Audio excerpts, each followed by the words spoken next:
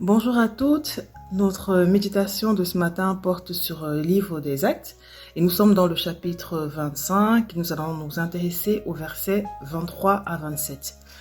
Dans ces versets-là, il nous est relaté que Paul est prisonnier auprès de l'empereur et il se trouve que le roi Agrippa et sa sœur Bérénice, qui sont donc des enfants d'Hérode, entendent parler de Paul et se déplacent, et il est précisé qu'ils se déplacent en grande pompe avec tout leur cortège, avec j'imagine leurs habits royaux, pour venir voir Paul, pour venir voir de quoi il s'agit. Et donc ils se rendent chez l'empereur. Et ce que l'empereur dit au sujet de Paul pourrait paraître inquiétant, parce qu'il dit, voilà, de cet homme, il est porté des accusations sur lui, et la foule qui l'a conduit chez moi ne souhaite plus qu'il vive. Comme si le verdict de mort de Paul est déjà annoncé. On le conduit auprès de l'empereur parce qu'on veut le voir mort, on veut le tuer. Et donc cette histoire m'a fait penser à l'histoire de la femme adultère. Parce qu'il est dit que des personnes, la foule a conduit à Jésus une femme surprise en plein délit d'adultère et que la foule était prête à lapider cette femme-là.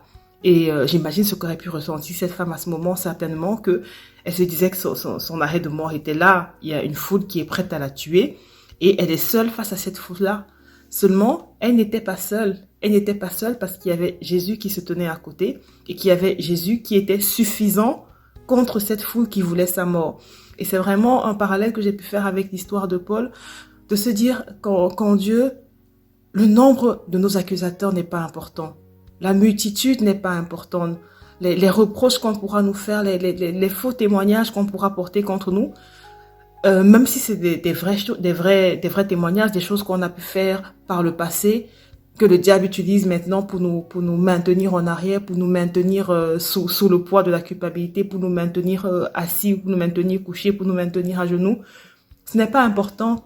Tant que Jésus est avec nous, sa seule présence suffit à faire taire les milliers de voix qui nous accusent. Et c'est vraiment un encouragement pour nous aujourd'hui de se dire dans notre quotidien, que ce soit au travail, que ce soit auprès de nos voisins, dans n'importe quelle situation à laquelle on doit faire face, le nombre de nos accusateurs n'est pas important.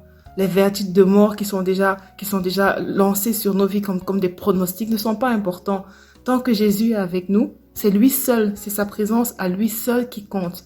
Et que nous soyons vraiment encouragés à faire vraiment reposer toute notre confiance en Dieu et à faire taire toutes les voix autour de nous, à faire taire toutes les voix qui veulent nous accuser, à faire taire toutes les voix qui veulent nous faire douter de ce que seule la présence de Dieu est suffisante, seul le soutien de Dieu est suffisant pour nous.